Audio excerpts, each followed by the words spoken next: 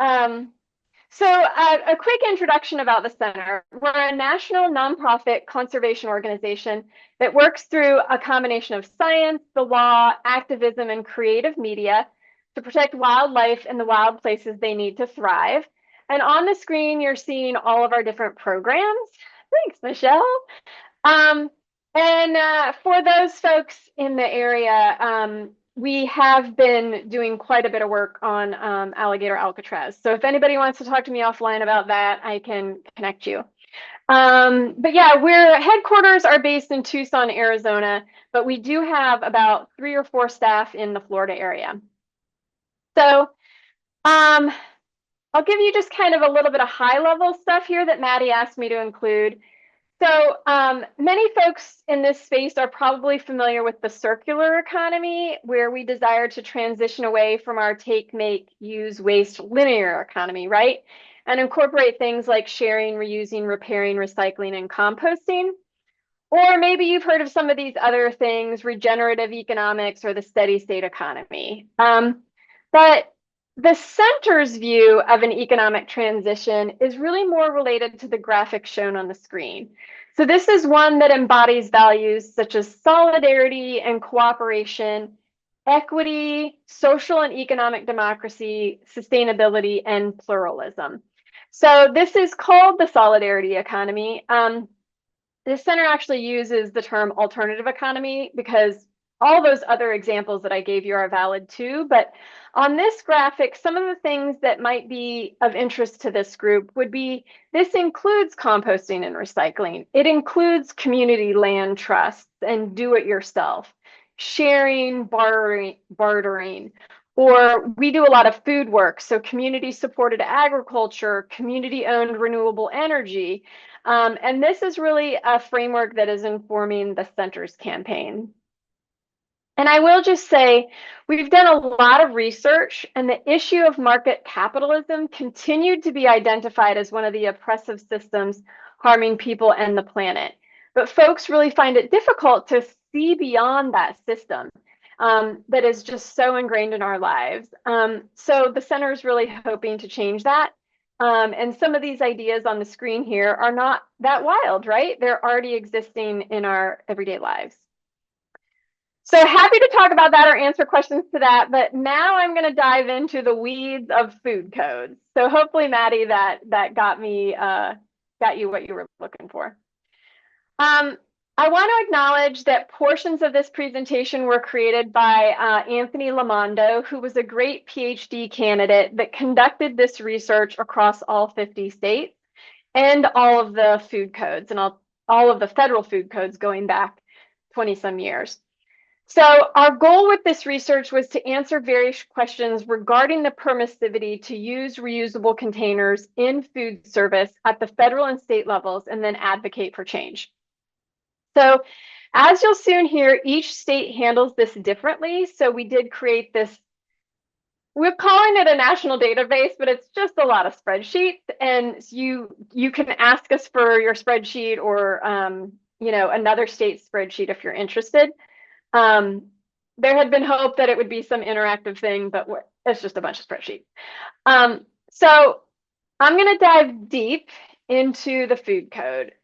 So the federal food code, of course, while you have the legislative, executive, and judicial branches, policy implementation is often handled at the departmental bureaucracy level. So, and for the food code, it is coordinated through the executive branch's Department of Agriculture, Department of Commerce, and Department of Health and Human Services. So these three in the middle here touch the food code. So the FDA within the Department of Health and Human Services works to protect the public's health and ensures the safety of our nation's food supply. So I'm like just kind of giving a little civics lesson here. So not that you need to read all this, but to dive deeper into the FDA and the federal food codes, the food code is not a law nor regulation. It is a model that provides just advice. So while it's designed to be consistent with federal law, it makes no legal mandates. its goal is to just prevent contamination, not just, but its goal is to prevent contamination and the outbreak of disease. So I just kind of went over, for me, the federal, the left-hand side of the screen here, the federal side, but now to go over the right-hand side. So this advice in the FDA food code can be adopted by the state. And states may require changes to the food code be conducted via state legislature, like California, through departmental rulemaking, like Washington, or even delegate to local governments to allow variances, like Massachusetts. So to complicate this, the federal FDA food code is updated every 4 years. But just because the new federal food code gets updated doesn't mean that a state is going to adopt it. So this map shows the variety in states using various versions of the federal food code as guidance. And you can see here that Florida is using the 2017 food code, which is good news. Some of those real laggards on the 1995 South Dakota, struggling over there. So to complicate it even further, states can adopt the federal food code verbatim, which is called short form, or they can adopt bits and pieces of it called long form. So no state, as that I know of, the food code is 700 pages. There's a few sections that relate to reuse of the 700 pages. So when we talk about long or short form, it's just related to those sections of reuse that we care about. So I don't know of any state that has just adopted short form all 700 pages. I don't think that exists. But so each state is on a different year. Each state can be in a long or short form. So I'll get into the details of Florida in a minute. It is on a long form. So some changes have been made from the federal food code. Okay. So here were the research questions we were trying to answer with Anthony. And these were questions that I had. These were questions that people always ask me, right? So can I refill my own drink container at the, convenience store? Can I refill my own food container? Can I go to a hot bar and, bring my own container and fill it? Can a restaurant refill a container? Can a third-party organization refill a container? So as we're trying to build this reuse infrastructure and move beyond just BYO, we had a lot of third-party reuse sanitizers asking us, the legality. And then does it matter who's doing the refilling, the consumer or the restaurant? So what Anthony did was he looked at all the different federal food codes from 2001 to 2017 and those parts that pertain to reuse. And for those that follow the federal food code, there was a food code that came out in 2022, but there was nothing in that food code that was changed related to reuse. So maybe it was about shellfish and hand washing and that kind of thing, but nothing related to reuse. So our 2017 food code is still kind of the most recent one related to that. And shown on the screen are some of the terms that he was looking for. And so when if we send you your Florida data, it will kind of have these terms in there. But so from here on out, I'm just going to refer to everything in the 2017 or 2013 food codes because reuse was the same in those. And this relates to 32 states, of which Florida is one of them. So this all now relates to Florida, even though it's also the federal code. So lots of text in this slide, but the left-hand side of the screen essentially says, you can reuse within a restaurant. So imagine this like a buffet, right? They don't want you to take your plate back up to the buffet. They want you to get a new clean plate. But if you have a cup of water, they can bring you a pitcher and refill your water at your table as long as that pitcher does not touch the lip of your cup. So that's the left-hand side. And Maddie's going to share these slides, I believe. So if you want to, read this in detail, you will have it. The right-hand side of the screen talks about restaurant provided to-go containers. So I know, like, in places I've lived, there was like a salad place, and you could buy the bowl from the salad place, put your salad in it, take it home, eat your salad, bring it back, and they, would give you another salad in that. Or like a smoothie place I knew of. So if the container that exists in the food code, if the restaurant wants to do that, and it is returned to the restaurant for cleaning before refilling, this would be allowed. The food code specifically says this cannot be single service articles. So, it really does need to be more of a sturdy thing. An example,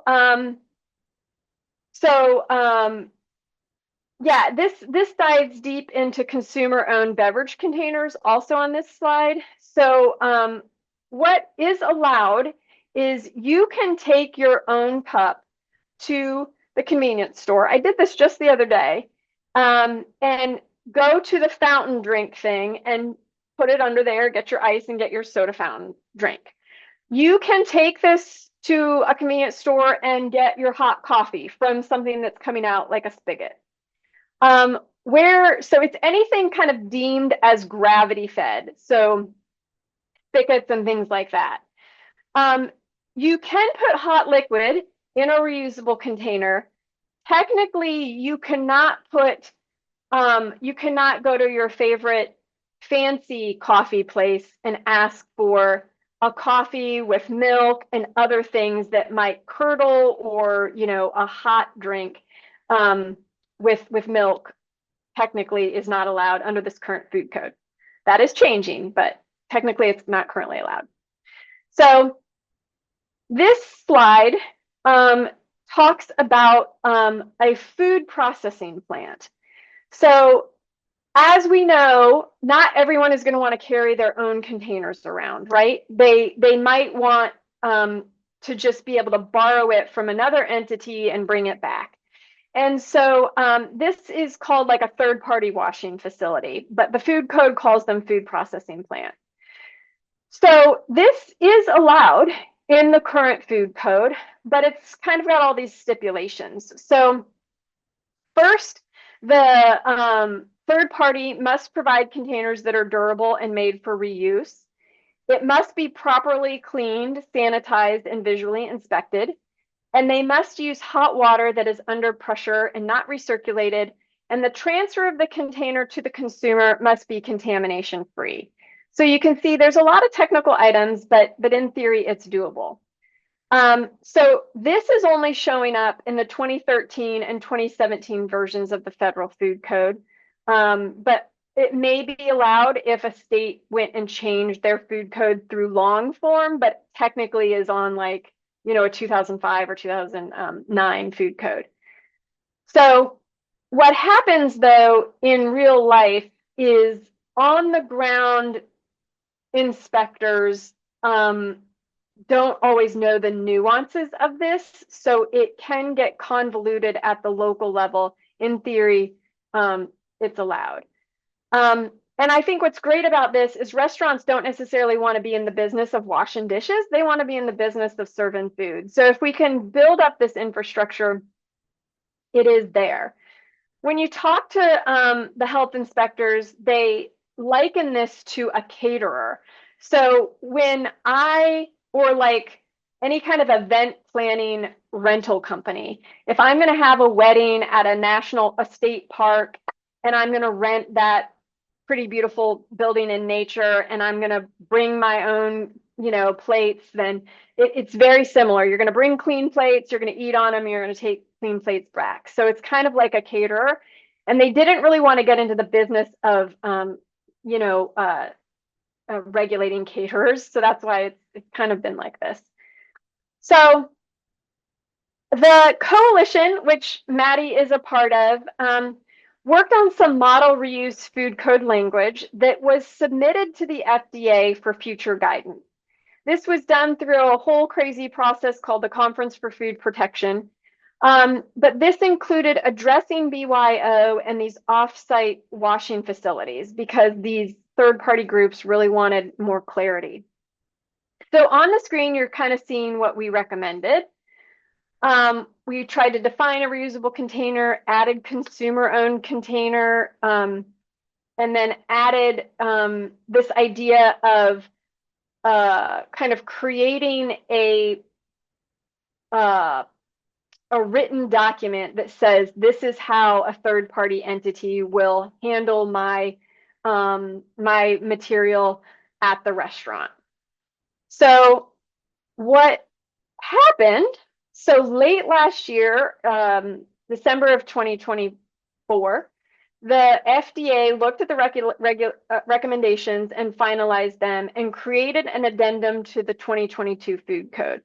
So very few states adopt the interstitial addendums. They're going to wait till every 4 years to adopt the larger. So the addendum, the 2020, it was actually an addendum to the 2020. Yeah, it was a 2024 addendum that went into the 2022 Food Code. So no, it didn't go into the 2022 Food Code. It will be in the 2026 Food Code. Sorry. So most states are gonna wait until 2026. So, but what this did was it removed the food processing plant from the definition, allowing bring your own. It kept the type of container used for refilling and how it must be cleaned. We all want clean containers. It now allows both an employee and a consumer to refill a container, which is great. So now you can refill in restaurants. You can refill at a hot bar, a bulk aisle, or a deli counter. So in theory, bulk aisles are not really allowed in the existing food code. They kept the requirement of refilling through a contamination-free transfer process. They also removed this idea of time and temperature control. So now we can do the fancy coffees with milk, and we can do hot and cold food. And it allowed either a warewashing facility or to use a regulated food processing plant, which is that third-party group if a restaurant doesn't want to be in the business of washing to-go containers. And then there was no change to the refilling of consumer-owned water containers. How am I doing on time, Maddie? I'm moving to Florida-specific stuff. Yeah, you're great. Okay. It's 3:35, so if we want to start Q&A around like 3:45, 3:50. Oh, plenty. Oh, yeah, I'm not going to take that long. Okay. Okay, lovely. So this is Florida. So as I said, the Florida Food Code is based on the 2017 version, so that's good.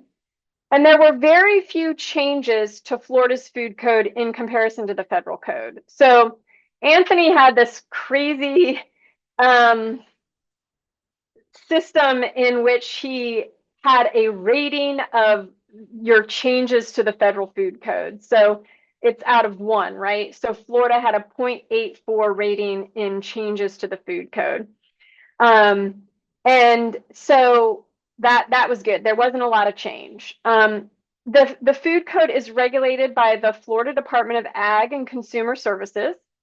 And as I said, a consumer can refill their beverage container as long as the dispensing unit does not touch the container, so soda fountain or gravity-fed coffee dispenser.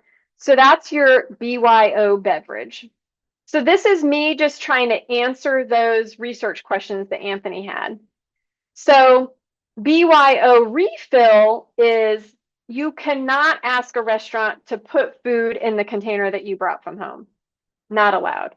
Say you go to the local Chinese restaurant and you say, hey, I'm getting takeout, but can you put it in this container? Can't do it. So what you can do is this next one. And this was kind of confirmed by our health inspectors that if you are sitting at a table, you don't eat your whole meal, instead of putting it in a to-go container that they give you, you can pull out your own to-go container or doggy bag and, put your leftovers in your own container. perfectly acceptable. You can't ask the restaurant to do that. You know, some fancy places like to take your leftovers away and put them in a cute little box and stuff. But you can put your own food in your own doggy bag. So establishment beverage, as noted earlier, a restaurant with a commercial dishwasher can reuse food serviceware easily. So any kind of dine-in restaurant that has a dishwasher could start providing reusable to-go containers that you bring back and swap out. But again, most restaurants don't want to do that. And then, as we said, a third-party washing and sanitizing company could provide reusable food serviceware for the restaurant if they meet all those requirements of a food processing plant. So, so there are some things that Florida can already be doing. And this is what I'm trying to get folks within our coalition to understand is, yeah, we need more, we need better, and we want to change the Florida Food Code, but we need to be educating people about the existing BYO that can happen, right? So if we wanted to look at changing the Florida Food Code, which I've chatted with Maddie about quite a bit, is, and this is where Emily's research is coming into play, but, you know, there are 5 states that have updated their food code to be more permissive of reuse. And many of them work with their, lo and behold, there are these state food safety committees. And so Florida has one. It operates under Florida state statutes, and the council is there to consider the development of appropriate advice or recommendations on food safety or food defense issues. And then they would talk with regulators about the need for legislation to update. So Emily is continuing to do research for us for all 50 states. So who's on this committee? How do we get up with them? When do they meet?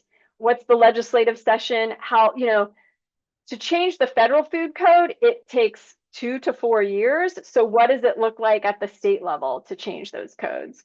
So Emily's popped on. If y'all have any questions at the end, I will kick it over to her on that. So, and on this one, there are 3 laws that impact this work. There's one that relates to mobile food establishments and retailing of food. That's the biggest one. Let me drop this in the chat. But then there's also food service at camps and food service at lodging and other establishments. So this is kind of your detailed Florida food code there. So, so this is a lovely flow chart that Anthony made me because I was like, this is so confusing, Anthony. And this was meant to make it less confusing. So at a national level, just looking at the states in the 2013 and 2017 food code, it matters if you're the one refilling the beverage or the food container. It matters if it is your container or one provided to you. And it matters if you're filling the container or the restaurant is. So my goal is to help have people come to the table to help us make this flowchart less confusing. Like, we need an education portion. Anthony was great with, like, you know, the policy side of things. But okay, so that brings me to Maddie's request of me, I think, was to talk about what would a BYO education campaign look like. So, you know, it really, there are options here. BYO beverage, if you refer back to the little chart that I had showed you for Florida in particular, so means a consumer-owned cup can be refilled with hot or cold drinks if gravity fed, and it doesn't include, let's just say, milk. So water fountain, soda fountain, coffee makers. So lots of opportunity there. BYO refill means a consumer-owned container can be refilled with dry goods, so your bulk aisle, or hot or cold food. So there are a couple of different ways to get bulk, right? There are the kind that you pull down, so gravity fed, you have your container here and the dried beans or whatever come out here. But then there's the kind with the scoop. In theory, the scoop's not quite legal. But anyway, we could talk to folks about, a consumer-owned container being refilled with sorry.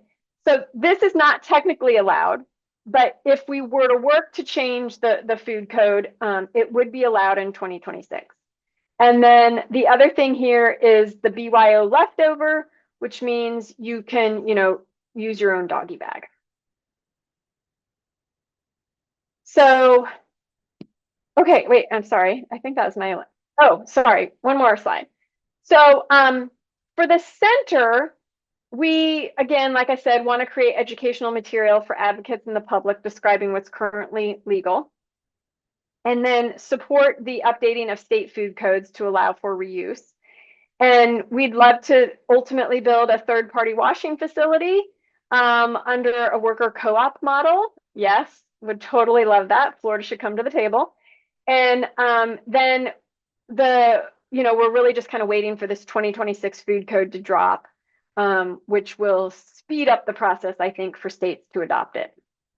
Okay, there we go. My email, I'll